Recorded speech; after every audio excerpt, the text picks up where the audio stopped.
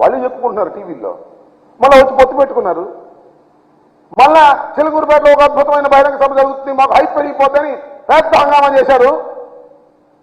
చిలుకూరుపేటలో ఏదది ప్రజాగలం, అప్పుడేమో యువగలం, ఇప్పుడు ప్రజాగలం అని పెట్టారు. చిలుకూరుపేట బహిరంగ సభ ఏ సందేశాన్ని ఇచ్చిందని మనం చేస్తున్నాం. టోటల్ వీక్నెస్ని మీరు ముగ్గురు కలిసి పోటీ చేసినా మీకు బలం లేదు, జగన్మోహన్ రెడ్డి గారిని ఓడించలేరు అనేటటువంటి స్పష్టమైనటువంటి సందేశాన్ని రాష్ట్ర ప్రజానీకానికి ఇచ్చినటువంటి సభ మీ ప్రజాగలం.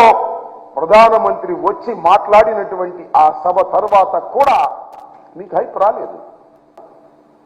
ప్రజలు మిమ్మల్ని నమ్మేటటువంటి పరిస్థితి లేదు. అక్కడ ఎవరు ఏం మాట్లాడారో నేను విపులంగా చెప్పవలసిన అవసరం లేదు. కానీ మీ మాట్లాడిన తీరును బట్టే మీరు మీ ఓటమిని అంగీకరించారు అనేది చాలా స్పష్టంగా అర్థమైపోయినటువంటి అంశం.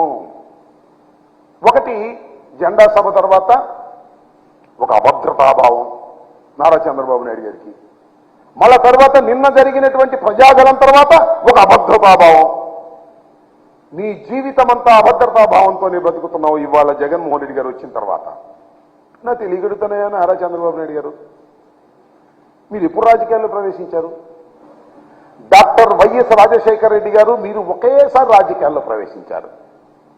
డాక్టర్ వైఎస్ రాజశేఖర రెడ్డి గారు జగన్మోహన్ రెడ్డి గారి తండ్రి. ఆయన కుమారుడు దురదృష్టవశాత్తు ఆయన మరణించాడు. ఆయన కుమారుడు పార్టీ పెడితే అప్పుడెప్పుడో పెట్టిన రాజకీయ పార్టీ, అప్పుడెప్పుడో రాజకీయాల్లోకి వచ్చిన నువ్వు నీ కుమారుడి వయసున్న రాజశేఖర రెడ్డి గారి కుమారుడితో సింగిల్గా రాలేకపోతున్నావే. ఇది నీ వైఫల్యం కాదా? ఇది నీ అభద్రతాభావం కాదా? ఇద్దరితో కలిసి రావడానికి కూడా అభద్రతాభావం, ముగ్గురితో కలిసి వస్తున్నా అప్పుడో అభద్రతాభావమే.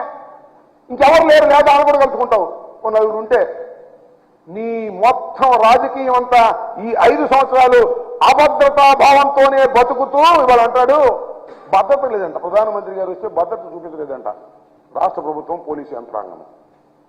ఏమైనా తెలియగెడతాను నారా చంద్రబాబు నాయుడు గారు, మీరు చాలా అనుభవజ్ఞులు కదా, 40 సంవత్సరాల పైచులకు రాజకీయ చరిత్ర ఉంది కదా, 14 సంవత్సరాలు ముఖ్యమంత్రిగా చేశారు కదా, ఎన్నో మహానాడులు తీర్చిదిద్దారు కదా, ఎన్నో బహిరంగ సభలు నిర్వహించారు కదా.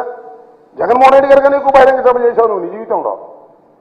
నీ దుంపలేక ప్రధానమంత్రి వస్తుంటే మైకు కూడా సరి చేసుకోలేని వాడివి, మైకు కూడా ప్రధానమంత్రి మాట్లాడేటప్పుడు వినిపించుకోకుండా పోతే అది భద్రతా వైఫల్యమా?